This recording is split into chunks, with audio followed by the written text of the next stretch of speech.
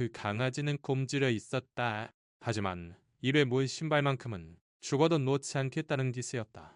생후 5개월 된 암컷 진돗개 강아지. 털은 흙과 모래로 더러워져 눈처럼 하얀 빛이 희미하게 물들어 보였고 앙상한 갈비뼈가 드러나 있었다. 하지만 내가 숨을 멈춘 것은 그 강아지의 가여운 모습 때문만은 아니었다. 녀석이 물고 있는 것. 그것이야말로 내 발걸음을 멈추게 한 이유였다. 아이용으로 보이는 분홍색 운동화 한 짝.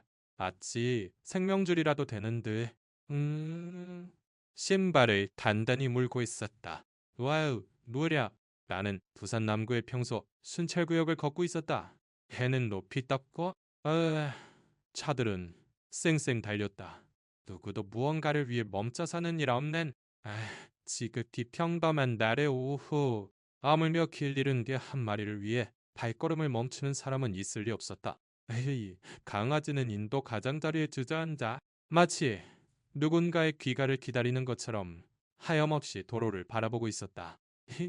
지나가던 한 여성이 더러워라고 중얼거렸고 어떤 아이는 구겨진 종이컵을 녀석에게 던졌다. 강아지는 미동도 하지 않고 그저 운동화를 무는 힘을 더할 뿐이었다. 나는 6미터쯤 떨어진 곳에서 천천히 몸을 낮췄다. 강아지는 나를 발견하고 경계했지만 사납지는 않았다. 공격적이라기보다는 그저 조심스러울 뿐. 내가 눈이라도 한번 잘못 깜빡이면 금방이라도 달아날 준비가 되어 있는 듯했다. 그때 운동화의 하얀 고무 부분에 검은색 굵은 매직으로 쓰인 글씨가 보였다. 예나. 그 이름은 마치 한 대 얻어맞은 듯한 충격으로 나를 덮쳤다. 이것은 단순한 신발이 아니었다. 누군가의 기억이자 누군가의 기도였다. 예나는 누구일까? 그리고 왜 이 진돗개 강아지는 이 신발을 세상의 마지막 조각이라도 되는 것처럼 지키고 있는 걸까? 나는 몸을 낮춘 채 손바닥을 펴보이며 천천히 다가갔다. 괜찮아. 아가씨. 강아지가 낮게 으르렁거렸다. 경고였다. 두 눈은 내게 고정되어 있었다. 섣부른 움직임은 금물이다. 나는 오랜 세월 경찰견 훈련사로 일했지만 이번엔 무언가 달랐다. 이건 훈련이 아니었다. 이발로 버티는 처절함, 넌몰이 자체였다. 강아지는 다리를 조금 절뚝이며 일어섰다. 탁거가게 뒷골목으로 뒷걸음질치며 사라질 때 운동화가 인도에 쓸리는 소리가 났다. 나는 놓치지 않을 정도로 하지만 너무 가깝지 않게 뒤를 쫓았다. 강아지는 낡은 버스 정류장에 부서진 벤치 밑으로 기어들어가 마치 갓 태어난 아기처럼 운동화 주위로 몸을 웅크렸다. 다른 맞은편 인도의 연석에 주저앉아 그 광경이 마음에 새겨질 때까지 가만히 바라보았다. 부드러움, 정적, 그리고 강아지의 눈에 깃든 무게감. 나는 그 눈빛을 알고 있었다. 상실과 버려짐의 슬픔. 하지만 그 아래는 희망 또한 존재했다. 그날 밤 나는 집에 돌아왔지만 잠들 수 없었다. 으르렁거리는 소리보다 그 운동화가 머릿속에서 떠나지 않았다. 다음날 나는 닭가슴살과 물을 챙겨 강아지 근처에 조용히 놓아두었다. 그리고 차 안에서 상황을 살폈다. 강아지는 몇 시간 동안 움직이지 않았다. 이윽고 해가 기울기 시작하자 녀석은 슬그머니 다가와 운동화를 입에 문 채 앞발로 능숙하게 음식을 끌어당겼다. 천천히 단 한 번도 운동화를 바닥에 내려놓지 않고 녀석은 먹었다. 그날 저녁 아는 거실에서 몇 년 동안 보지 않았던 사진 한 장을 손에 들고 있었다. 나의 옛 파트너 태풍이 사람의 목숨을 구하기 위해 총탄을 맞았던 진돗개였다. 사진 속에서 그는 내 딸의 운동화 옆에 몸을 웅크리고 있었다. 그가 죽기 전날 나는 다시는 진돗개와 깊은 관계를 맺지 않으리라 스스로에게 맹세했었다. 하지만 저 강아지가, 저 운동화가 아직 준비되지 않은 곳으로 나를 끌어들이려 하고 있었다. 그래도 한 가지 확신하는 것이 있었다. 내일도 다시 나는 이곳에 올 것이다. 그리고 이번엔 혼자가 아닐 것이다. 하는 일은 아침에 찾아왔다. 아직 햇살이 뜨겁지는 않았지만 부산의 거리는 이미 활기를 띠고 있었다. 사람들은 개를 산책시키고 비싼 커피를 마시냐 스마트폰에 시선을 고정하고 있었다. 누구도 벤치 아래 따위는 돌아보지 않았다. 누구도 저 강아지에게는 관심이 없었다. 하지만 녀석은 그곳에 있었다. 아, 진돗개 강아지는 몸을 단단히 웅크리고 두둥이를 분홍색 운동화 위에 올려놓고 있었다. 내가 다가가는 기척을 느끼자마자 그 눈이 번쩍 뜨였다. 날카롭고 조심스러웠지만 더 이상 으르렁거리지는 않았다. 그저 마치 나의 의도를 읽으려는 듯한 넌 그 익숙한 눈빛이 있을 뿐이었다. 나는 3미터쯤 떨어진 곳에 무릎을 꿇고 신선한 닭가슴살과 밥이 담긴 그릇을 내려놓은 뒤 조용히 양반다리를 하고 앉았다. 강아지는 움직이지 않았다. 5분이 지나고 10분이 지났다. 이윽고 녀석은 몸을 펴고 일어서더니 운동화를 입에 단단히 문 채 절뚝이며 그릇 쪽으로 다가왔다. 먹는 동안에도 결코 운동화를 손이 닿지 않는 곳에 두지 않았다. 앞발에 체중이 실릴 때마다 얼굴을 찡그렸다. 알바다리에 무언가 심하게 박힌 것일지도 모른다. 별이 조각일까? 아스팔트에 의한 화산일까? 괜찮아. 너것이. 나는 속삭였다. 아무것도 뺏으러 온 게 아니야. 그 신발도 너도 그냥 여기 있을 뿐이야. 강아지는 움직임을 멈추고 똑바로 나를 바라보았다. 그리고 다시 한 입 먹었다. 내 이름은 성진. 지금은 지역 동물보호센터에서 일하지만 과거에는 15년간 경찰청 경찰견 특공대에 있었다. 셀 수 없이 많은 개들을 훈련시키고 파트너로 삼고 그리고 이렇다. 태펑이가 임무 중 목숨을 잃었을 때 나는 이제 끝이라고 생각했다. 길도 유대감도 마음이 고통도. 하지만 이 진돗개 강아지는 내가 쌓아 올린 벽 따위는 아랑곳하지 않았다. 저 강아지는 나의 벽을 조각조각 부수고 있었다. 으아. 사흘째에는 담요를 가져와 벤치 옆에 접어두었다. 녀석은 건드리지 않았지만 도망치지도 않았다. 조금 더 가까이 앉는 것을 허락해 주었다. 닷새째에는 다리를 저는 것이 조금 나아졌지만 여전히 그 운동화를 성스러운 유물처럼 지키고 있었다. 놀지도 짖지도 않고 그저 관찰하고 있었다. 항상 누군가가 길모퉁이를 돌아 자신의 이름을 불러주기를 기다리는 것처럼. 그리고 분홍색 운동화를 볼 때마다 그 이름이 마음속에 울려 퍼졌다. 예너. 나는 그 신발 사진을 찍었다. 선명하게 벨로잡으로 부산경찰청에 있는 친구와 아동보호 전문기관에 있는 또 다른 친구에게 보냈다.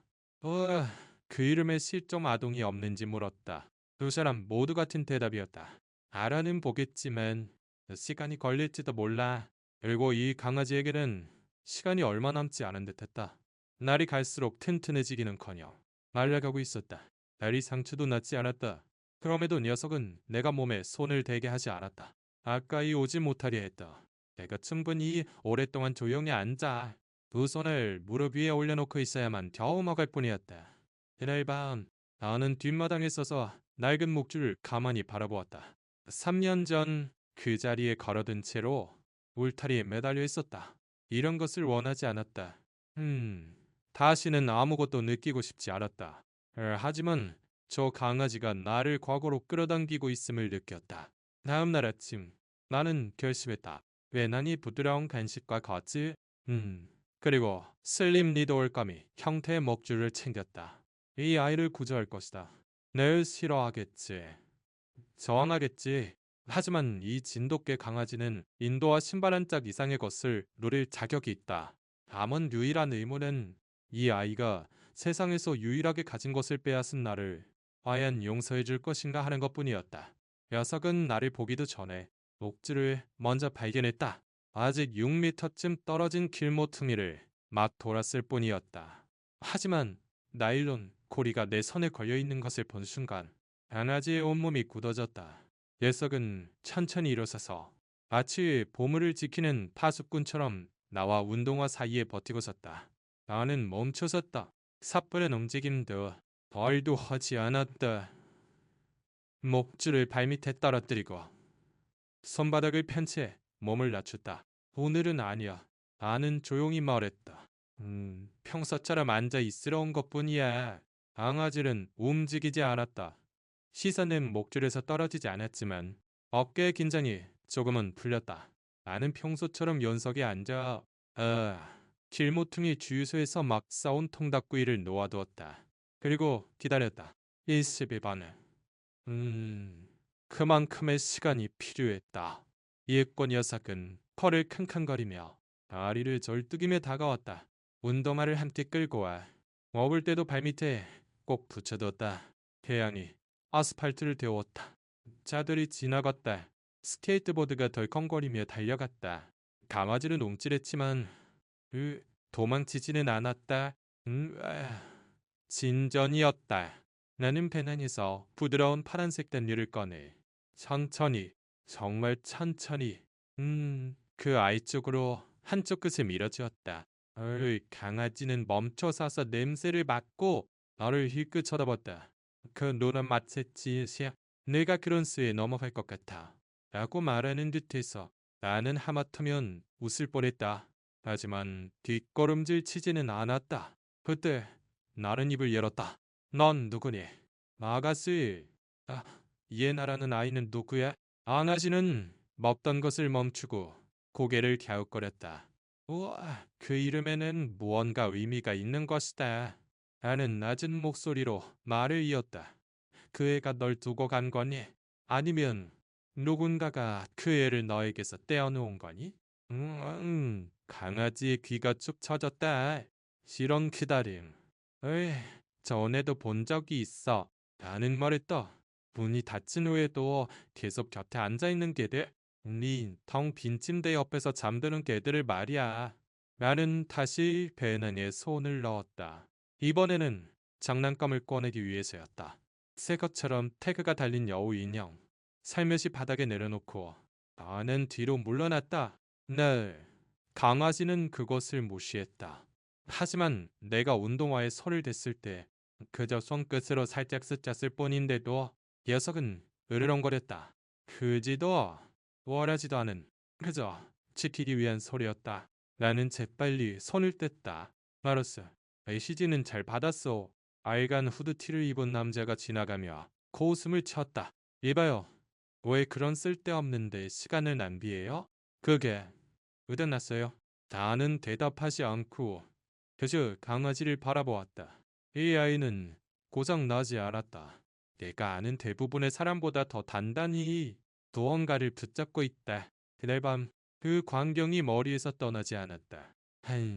마치 어미가 제 새끼를 돌보듯 운동화 주위로 몸을 웅크리는 모습. 그리고 몇 년 동안 생각지도 않았던 일이 떠올랐다. 나의 일 파트너 배투미는 임무가 끝나면 항상 딸아이의 방으로 몰래 들어가곤 했다. 그는 늘 침대가 아닌 달의 운동화 옆에 몸을 웅크렸다. 그가 죽었을 때 나는 그 운동화 한 짝을 그의 관에 넣어주었다. 그는 그것과 함께 묻혔다. 아마도 개의 신발은 우리가 이해하는 것 이상의 의미를 가질 것이다. 그들에게 그것은 물건이 아니다. 냄새이며 기억이며 난도 그리고 이 진돗개 강아지는 그저 신발을 지키는 것이 아니다. 사랑하는 사람의 마지막 조각을 지키고 있는 것이다. 다음 날 아침 나는 새로운 것을 가져왔다. 또 다른 목줄이었다.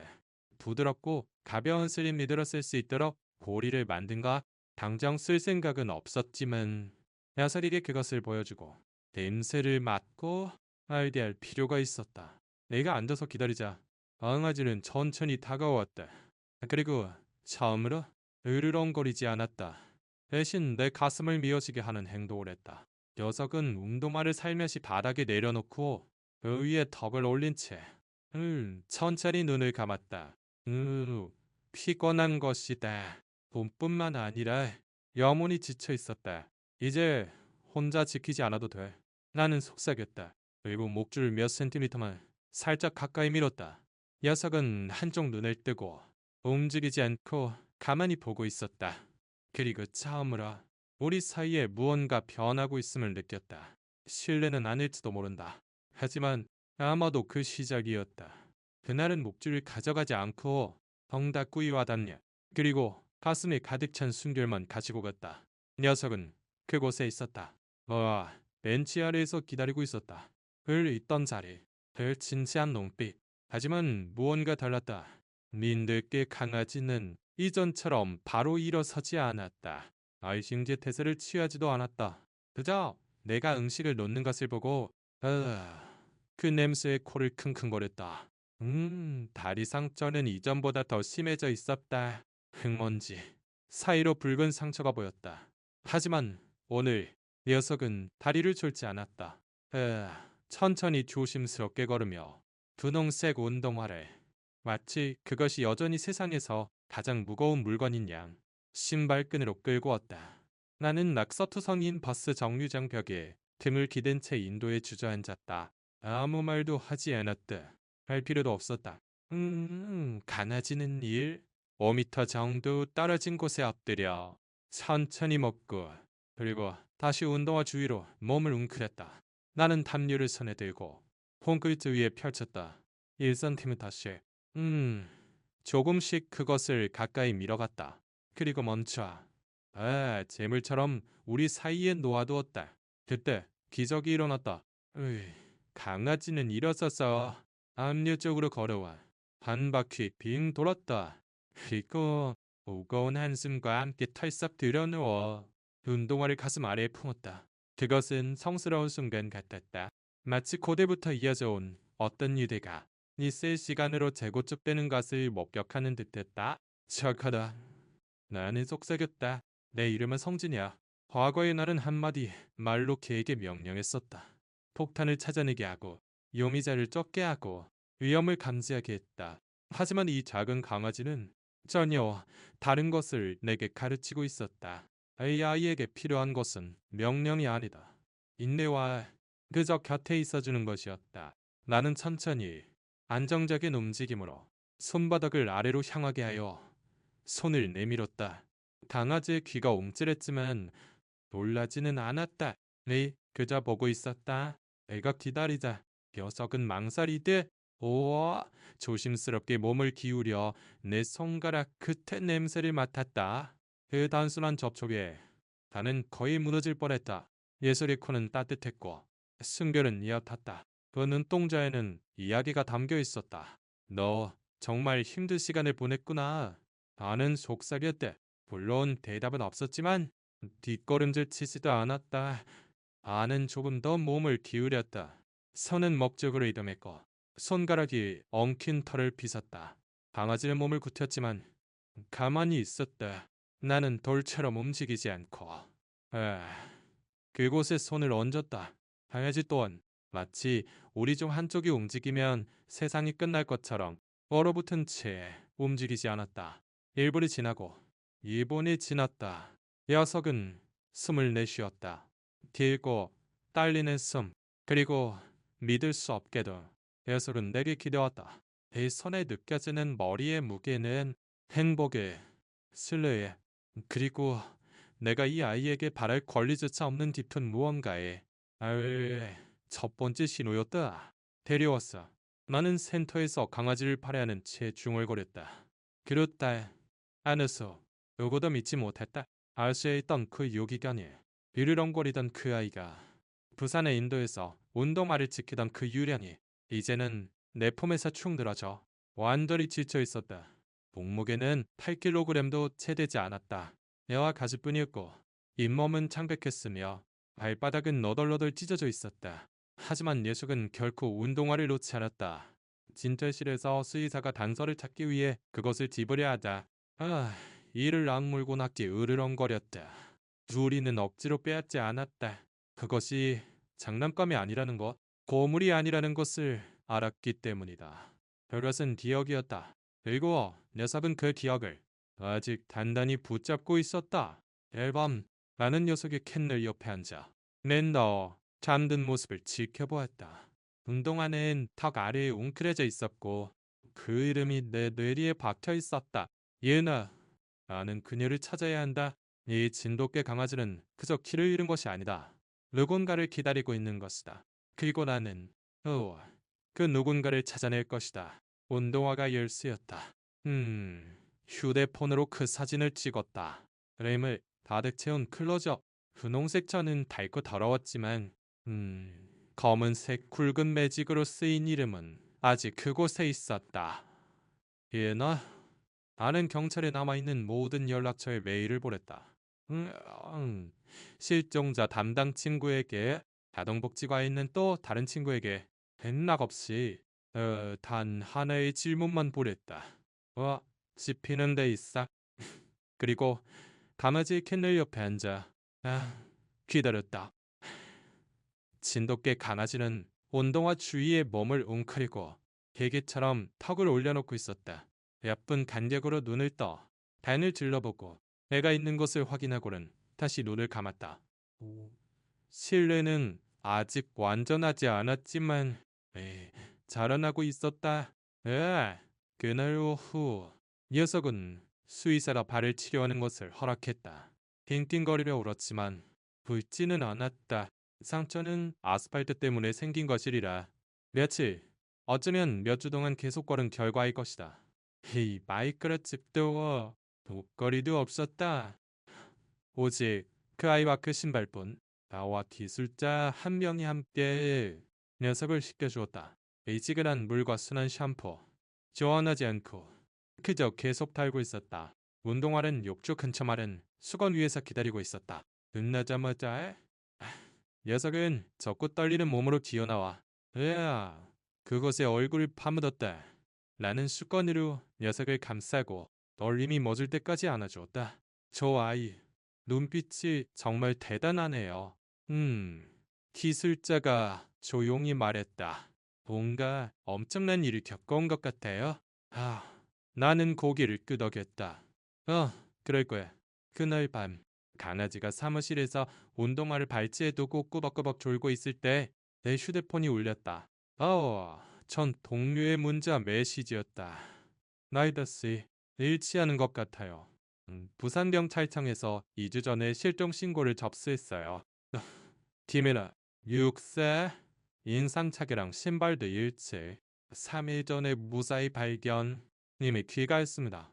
나는 메시지를 뚫어지게 바라보았다. 그날 양은 찾았다. 집에 돌아갔다. 하지만 보고서에는 그에 대한 기술은 전혀 없었다.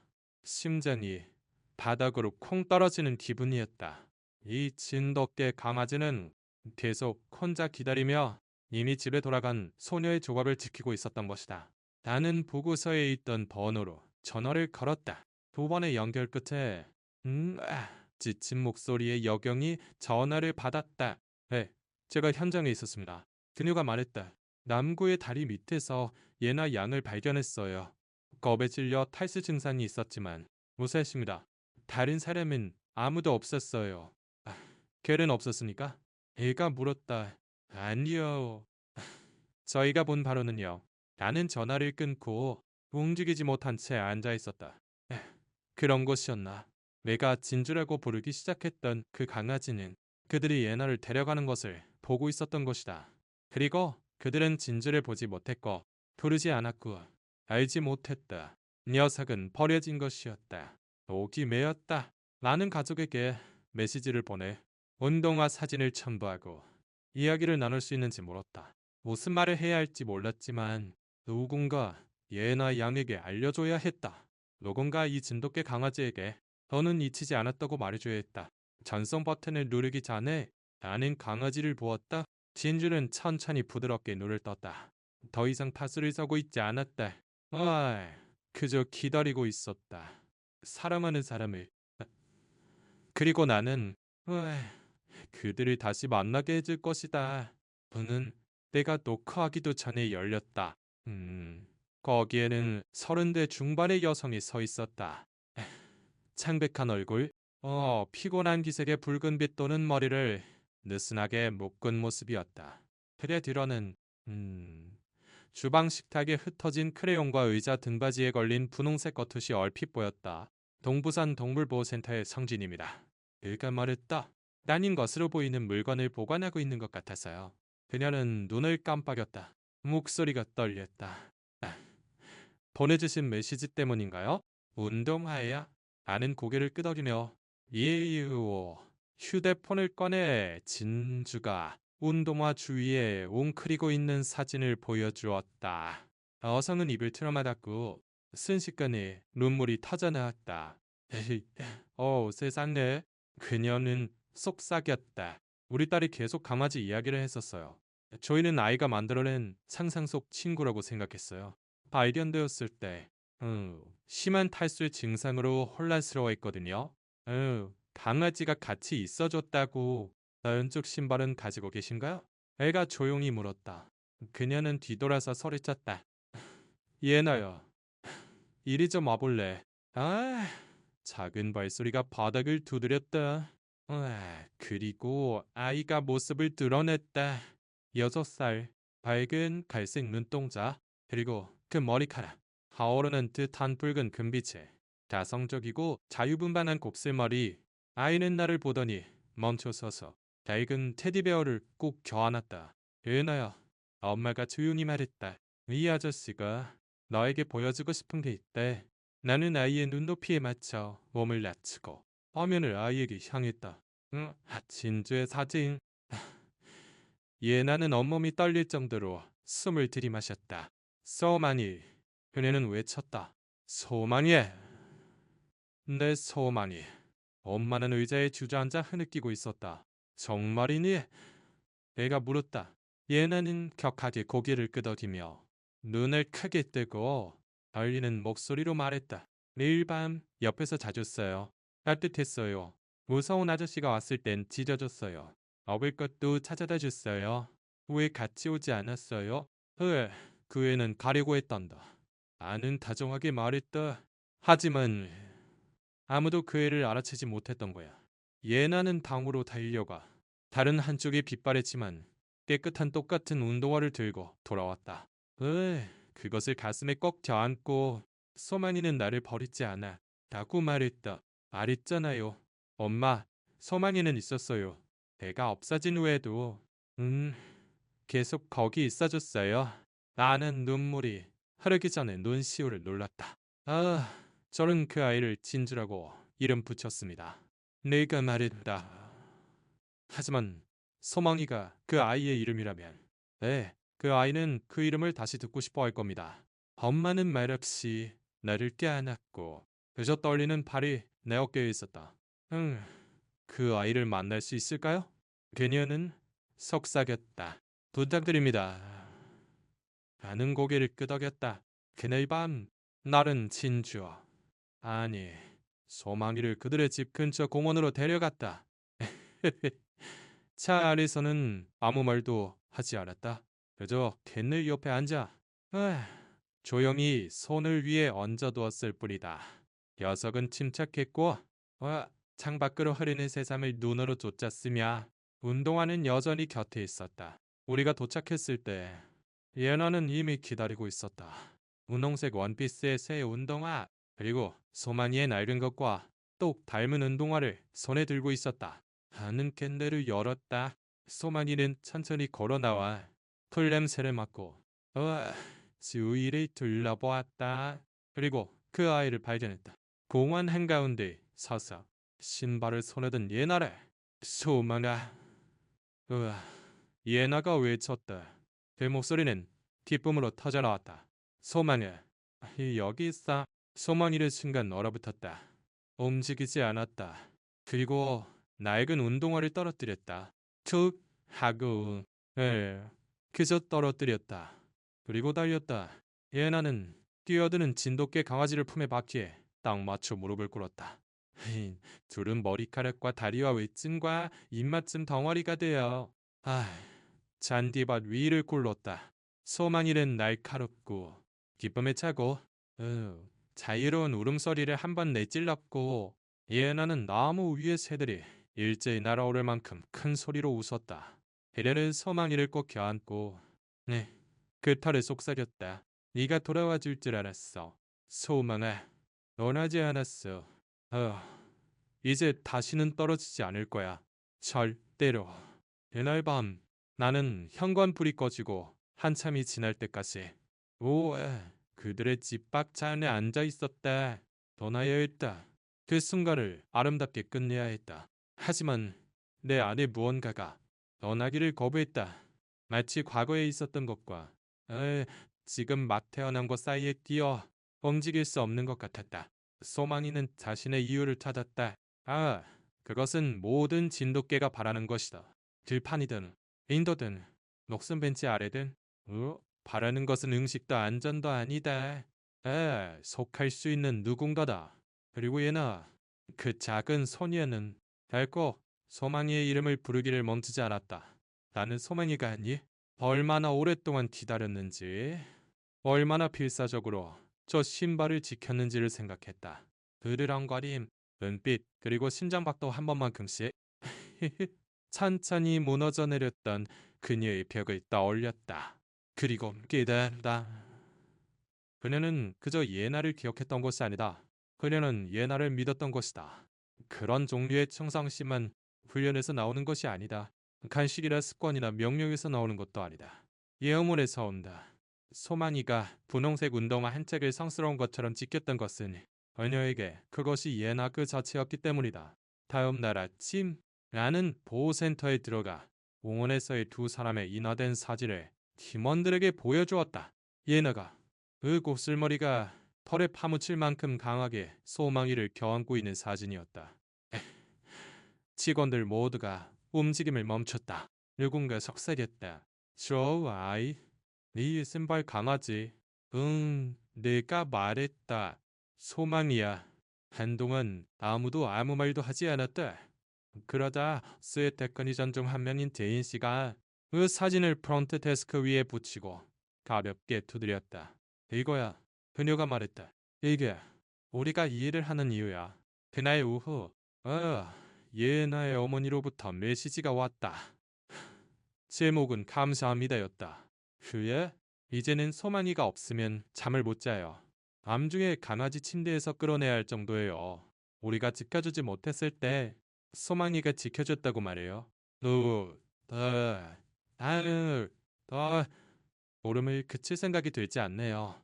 성진 씨, 정말 감사했습니다. 첨부된 것은 아이에나의 크레용 그림이었다. 밝은 태양, 초록색 잔디, 파란 하늘. 중앙에는 주황색 곱슬머리 소녀와 옆에 있는 진돗개 강아지. 두 사람 사이에는 분홍색 운동화가 한 짝씩. 그 아래 보라색의 삐뚤빼뚤한 글씨로 그 애는 기다려줬어. 이제 나는 절대로 그 애 곁을 떠나지 않을 거야. 나는 그것을 인쇄해. 사진 옆에 붙였다. 새로운 유기견이 올 때마다 나는 그 벽을 보며 기다림의 의미를 떠올리도록 했다. 포기하기를 거부한 사람이 어떤 것인지 기억하기 위해. 그리고 예상의 찾기를 멈춘 지 한참 후까지 누군가를 믿기로 선택한 더럽고 다리를 절단 한 마리 진돗개 강아지를 잊지 않기 위해. 녀석은 말할 필요가 없었다. 그저 기다렸다. 그리고 그 티다림이 모든 것을 바꾸었다. 이즈 후 나는 다시 그들을 방문했다. 소망이에게 새 목걸이를 가져왔다. 부드러운 회색 가죽에 용감한 영혼이라고 새겨진 노스의 이름표가 달려 있었다. 그것이 옳은 일처럼 느껴졌다. 그녀가 견뎌온 모든 것에 대한 소박한 찬사로서 현관문은 내가 노크하기도 전에 열렸다. 디에나가 맨발로 뛰쳐나왔다. 야성적인 곱슬머리, 알째 벌린 팔, 마당에 있어요. 그녀는 외쳤다. 와서 보세요. 너는 그녀를 따라 집을 지나갔다. 리터진 장난감, 현관에 나란히 놓인 작은 운동화들. 유리 미닫이 문이 열리자 뒷마당은 늦은 햇살을 받아 빛나고 있었다. 그곳에 소만이가 있었다. 한때는 얼굴 근처에 손을 대는 것조차 믿지 못했던 진돗개 강아지. 이제는 잔디밭 위에서 벌러덩 누워 혀를 쭉 늘어뜨리고 예나의 웃음소리가 울타리 너머로 울려 퍼지는 가운데 다리를 하늘로 뻗고 있었다. 이제는 놀아요. 예나가 빛나는 얼굴로 말했다. 아비도 쫓아다녀요. 나는 밖으로 나가 몸을 낮추고 소망하고 불렀다. 은혜는 벌떡 일어나 귀를 세우고 꼬리를 붕붕 흔들며 내게 달려왔다. 두려움도 망설임도 없이 그녀는 내 발치에서 멈추지 않았다. 머리를 내 손에 밀어붙이고 온 체중을 실어왔다. 그것이 그녀의 고맙습니다였다. 새 장난감을 사줬어요. 애나는 여우 인형을 들어보이며 말했다. 하지만 낡은 신발은 아직 만약을 위해 상자에 넣어뒀어요. 애는 테라스 한쪽 구석을 보았다. 그녀의 침대 옆에 놓인 작은 플라스틱 상자. 그 안 낡은 분홍색 운동화가 담겨 있었고 안으로 반쯤 가려져 있었다. 제 냄새가 난다고 해요. 예나가 덧붙이며 소만이에게 뺨을 튀겼다. 아, 저는 쓰레기 같은 냄새가 나는 것 같은데. 나는 웃었다. 서망이는 예나의 뺨을 핥고 그리고 마치 태어날 때부터 함께였던 것처럼 그녀 옆에 털썩 들어누웠다. 두 사람을 보고 있자니 내 안에서 무언가 움직이는 것을 느꼈다. 몇 년간 건드리지 않았던 나의 일부. 태풍이를 잃은 후 잠가두었던 부분이 숨을 되찾고 있었다. 으후, 예나의 어머니가 우리 두 사람에게 아이스티를 타주었고 테라스에서 내 옆에 앉았다. 그 애 아직 가끔 악몽을 꿔요. 그녀는 조용히 말했다. 하지만 악몽을 꾸면 소만이가 이미 거기에 있어요. 예나의 가슴에 머리를 얹고 그저 가만히 거기에 있어요. 나는 고개를 끄덕였다. 이것이 진돗개가 하는 일이다. 애들은 아픔을 치유하는 것이 아니다. 그저 아픔을 함께 견뎌낼 뿐이다. 개가 울타리 너머로 저물어 갔다. 소만이가 예나의 박수와 환호 속에서 잔디밭 위에서 테니스 공을 쫓고 있었다. 두려웠어요. 나는 인정했다. 처음 그녀를 봤을 때 다시 마음을 쓰는 게 두려웠어요. 하지만 그 아이는 제게 선택의 여지를 주지 않았죠. 예나의 어머니는 미소 지었다. 사랑이란 그런 거 아닐까요? 문을 녹화하지 않아요. 그냥 들어와서 거기에 머무는 거죠? 내가 돌아가기 전. 예나가 무언가를 손에 들고 내게 달려왔다. 접힌 도화지 어태는 반짝이 풀로 그녀의 이름이 쓰여 있었다. 안에는 나와의 소망이와 예나의 크림, 보라색 크레용으로 우리 머리 위에는 태풍이가 그려져 있었다. 아마 내가 그의 이름을 말하는 것을 들었을 것이다. 소망이가 기다리는 걸 도와줘서 고마워요. 차로 돌아가는 길에 나는 마지막으로 한 번 더 돌아보았다. 소망이는 테라스 끝에 앉아 운동화를 곁에 두고 나를 보고 있었다. 짖지도 움직이지도 않고 그저 희망의 무게를 한 몸에 짊어졌던 그 모든 것을 꿰뚫어보는 듯한 눈빛으로 바라보고 있었다. 단지 이제는 그 안에 평온함이 있었다. 일주일 후 나는 소망이에게 선물을 가지고 다시 방문했다. 이것은 작은 하트 모양의 노스 태그였다. 한쪽 면에는 그녀의 이름, 다른 한쪽 면에는 그녀는 기다렸다. 그녀는 그럴 자격이 있다고 생각했다. 진입로에 들어서자 더 이상 녹화할 필요도 없었다. 날 소만이는 창문에 있었고 애를 정도 세우고 머리를 크게 빙빙 돌리고 있었다. 날카롭고 맑은 울음소리를 한 번 내더니 안으로 사라졌다. 예나가 잠옷자림으로 문을 열었고 흥분으로 눈을 크게 뜨고 있었다. 뒷마당이 있어요. 그 애가 뭘 했는지 와서 보세요. 나는 그녀를 따라 거실을 지나갔다.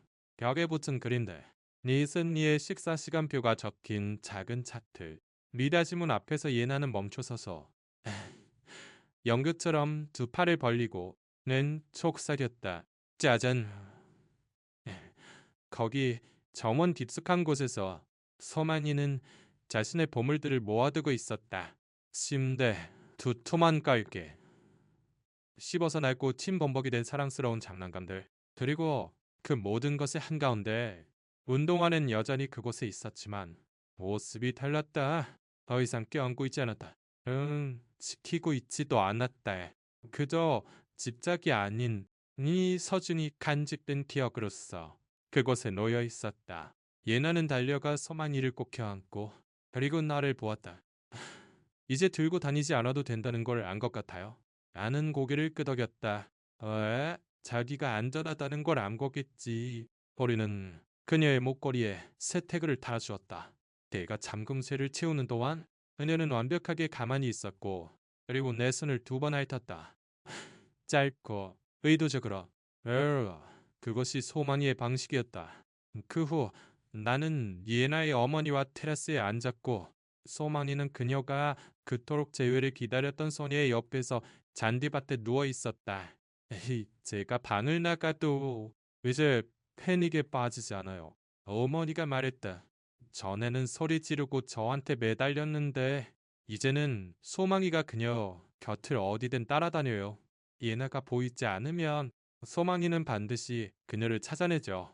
두 사람은 어떤 심리치료도 약도 상담도 결코 대신할 수 없는 무언가를 쌓아 올리고 있었다. 예나는 어둠을 무서워했다. 이제는 소망이가 침대 옆바닥에서 자며 머리를 담요 끝바로 아래에 두고 있다. 처음으로 천둥이 쳤을 때 예나는 울지 않았다. 그는 소망이에게 팔을 두르고 괜찮아 라고 속삭였다. 기다렸던 것은 강아지만이 아니었다. 소녀 또한 기다리고 있었다. 다시 채워지기를, 보여지기를, 들려지기를, 이해받기를. 그리고 어찌된 일인지 온갖 역경에도 불구하고 부산의 길거리에 있던 더럽고 굶주린 한 마리 진돗개 강아지가 그 다리가 되고 그 희망이 되었다. 해질 옆 예나는 또 다른 그림을 그렸다. 이번에는 소망이가 슈퍼히어로 망토를 들고 한 발을 살며시 분홍색 운동화에 얹고 당당하게 서 있는 그림이었다. 그녀 위에는 주황색 글씨로 내가 먼저 소망이를 사랑했기 때문에 소망이가 나를 구해준 거야. 나는 그 그림을 가져오지 않았다. 예나가 직접 냉장고에 붙였다. 하지만 나는 그것을 결코 잊지 못할 것이다. 왜냐하면 이 작은 소녀의 세상에서 소망이는 그저 개가 아니었다. 털 가죽을 쓴 그녀의 심장 그 자체였기 때문이다. 그리고 이제 으다 돌아갈 곳이 있다. 그날 밤 나는 센터에 늦게까지 남아 있었다. 모두가 돌아가고 는 꺼지고 건물은 고요했다. 냉장고의 우문거리는 소리와 낡은 냉난방 시스템이 삐걱거리는 소리만 들렸다. 나는 접수처 소파에 앉아 있었다. 1층의 소파. 우리의 마지막 근무 후 그가 기다렸던 바로 그 소파. 그의 목줄은 문 옆 고리에 걸린 채 아직 내 손에 온기가 남아 있었다. 그는 다음 출동에 함께하지 못했다. 나는 옆서랍에 손을 뻗어 그것을 꺼냈다. 그의 목걸이, 달아빠진 가죽, 노스 버클, 이름표는 우리가 달렸던 모든 길, 그가 뛰어넘었던 모든 울타리에서 생긴 흠집투성이었다. 나는 그것을 3년간 가지고 있으면서 스스로에게 아무것도 느끼지 못하게 해왔다. 소망이에 저 진돗개 강아지가 어떤 심리치료도 시간도 상담도 할 수 없었던 일을 해내기 전까지는 그녀는 내가 닫아두었던 나의 일부를 억지로 열었다. 슬픔, 죄책감, 그리고 나는 그녀를 구하고 있다고 생각했지만 사실은 그녀가 나를 구하고 있었다. 그리고 그녀가 공원에서 운동화를 떨어뜨릴 순간 두려움 없이 예나에게 달려간 순간 나는 그녀 안에서 그것을 보았다. 그녀는 더 이상 살아남고 있는 것이 아니었다. 자유로웠다. 사랑할 자유, 믿을 자유. 다시 속할 자유. 나는 복도를 걸어. 하고 그녀가 웅크리고 있었던 빈 캔넬 앞에서 멈추었다. 겁에 질려 떨면서도 여전히 저 분홍색 신발을 꼭 껴안고 있던 곳. 이제 그곳은 그저 깨끗한 공간이었고 깔끔하게 접힌 담요와 그녀의 이름과 우리 모두가 기다렸던 단어 입양 완료라고 쓰인 클립보드만 있을 뿐이었다. 나는 태풍이의 목걸이를 소파 아래 수납함에 넣고 조용히 닫았다. 그를 잊기 위해서가 아니다. 다시 사랑하는 것을 막고 있던 두려움을 내려놓기 위해서다. 내가 등을 돌렸을 때 무언가 눈에 띄었다. 소망이의 접수 사진 옆벽에 붙은 작은 분홍색 카드. 보라색 매직으로 쓰인 아이의 글씨. 소망아. 와, 기다려줘서 고마워. 내가 여기 있어. 김매였다. 그것이야말로 모든 개들이 기다리는 것이 아닐까? 음식도, 쉼터도 아닌 이제 누군가? 자신을 봐줄 누군가? 돌아와줄 누군가? 그리고 이제 소망이는 자신의 누군가를 얻었다. 그리고 나 또한 나의 누군가를 찾은 것이다. 이야기는 작은 원 안에서만 끝나지 않았다. 그것은 내가 센터 페이지에 올린 한 장의 사진에서 시작되었다. 잔디발 위에서 잠든 소망이. 그 옆에 웅크린 예나. 두 사람 사이에 놓인 운동화는 마치 타임머신 같았다. 나는 짧은 캡션을 덧붙였다. 그녀는 신발 한 짝과 함께 기다렸습니다. 그리고 자신의 소녀를 찾았고, 둘 다 집으로 돌아갔습니다. 몇 시간 만에 게시물은 퍼져나갔다. 사람들이 공유하고 댓글을 달고 디보를 했다. 지역 뉴스 방송국에서 연락이 왔고 아멘 또 다른 곳에서 연락이 왔다. 하지만 내 마음을 울린 것은 관심이 아니었다. 레시지였다. 한 여성은 이렇게 썼다. 제게는 딸이 세상을 떠난 후 매일 스쿨버스 정류장 밖에서 기다렸어요. 이걸 보니 좋은 의미로 눈물이 멈추지 않네요. 또 다른 사람은 내일 지역 보호소에 가보려고요. 어, 제 소망이도 기다리고 있을지 몰라요. 올해는 그 이야기를 인쇄 센터 로비 게시판에 올해 입양된 모든 게 사진 옆에 붙였다. 소망의 사진은 여전히 중앙에 있었고 아이들이 그려서 붙여준 꽃들로 둘러싸여 있었다. 한 소녀는 다음 날 기다리는 다른 강아지를 위해 장난감을 가져왔다. 그리고 한 여성으로부터 나의 진돗개를 기리며 기부금이 들어왔다. 제가 학대적인 집을 나왔을 때, 그가 저를 기다려 주었어요. 저는 돌아왔고, 그는 저를 용서해 주었습니다. 나는 소망이의 이야기가 그녀만의 이야기가 아니라는 것을 깨달았다. 그것은 이친 모든 게이, 린이난 나의 그를 지키는 모든 신발에 아들이 믿는 모든 사람의 이야기인 것이다. 매주 우리는 센터 측면에 새로운 벽화를 추가했다. 벚나무 아래에 소망이와 예나가 나란히 서 있는 모습. 두 사람 사이에 있는 운동화는 꽃으로 반쯤 덮여 있고 머리 위에는 하얀색 우아한 글씨로 이렇게 쓰여 있었다. 모든 데는 누군가를 기다립니다. 여러분이 바로 그 누군가가 되어주세요. 완성된 날, 예나는 그것을 보러 왔다. 그녀는 서망이의 목줄을 꼭 쥔 채 오랫동안 조용히 서 있었다. 그리고 미소 지으며 속삭였다. 이제 모두가 그가 한 일을 알아줄 거야. 소망이는 자랑스럽게 귀를 쫑긋 세우고 그녀 옆에 앉아 있었다. 그날 오후 우리가 차로 돌아가는 길에 예나는 또 다른 그림을 주었다. 소망이 운동화 두 사람 사이의 하트 그리고 초록색 크레용으로 쓰인 한 문장. 그녀는 나를 기다렸다. 나는 이제 다시는 그녀를 기다리게 하지 않을 것이다. 나는 그곳을 액자에 넣지 않았다. 사무실의 태풍이에 낡은 목걸이 옆에 붙였다. 기다림은 가장 용감한 형태의 사랑이라는 조용한 알림으로써 그리고 때때로 올바른 사람이 그것을 발견했을 때 기다림은 영원으로 바뀌는 것이다. 이 작은 아이의 버려짐에서 재해까지의 여정은 진정한 비영리 구조단체의 중요성을 보여준다. 구조된 강아지를 돌보는 것은 사람만이 아니다. 책임이다. 그것은 한 생명을 돌보는 일이다. 소망이는 말을 필요로 하지 않았다. 도움을 청하며 짖지도 않았다. 그녀는 그저 상처 입은 발과 텅 빈 배, 그리고 입에 단단히 문 분홍색 운동화 한 짝과 함께 기다렸다. 왜냐하면 그녀는 마음 깊은 곳에서 사랑은 돌아온다고 믿었기 때문이다. 그리고 사랑은 돌아왔다. 이 진돗개 강아지는 우리에게 충성의 진정한 의미를 일깨워 주었다. 그녀는 자신에게 이름을 붙여주고 사랑해주고 그리고 사라져버린 작은 소녀를 계속 기다렸다. 아무도 그녀를 보지 않을 때도 기다렸다. 그것이 고통스러울 때도 기다렸다. 희망이 돌아올 길을 찾을 때까지. 그리고 이제 그녀는 자유롭게 달리고 따뜻하게 잠들며 매일 아침 자신의 이름을 부르는 목소리에 눈을 뜬다. 소망. 어떤 이야기는 드라마가 필요 없다. 그저 공유될 필요가 있을 뿐이다. 왜냐하면 어딘가에서 누군가가 아직 기다리고 있는 그의 곁을 지나치고 있을지도 모르기 때문이다. 부디 이 이야기를 널리 퍼뜨려주세요. 당신의 목소리가 다음 소망이가 그녀의 예나를 찾는데 도움이 되는 목소리가 될지도 모릅니다.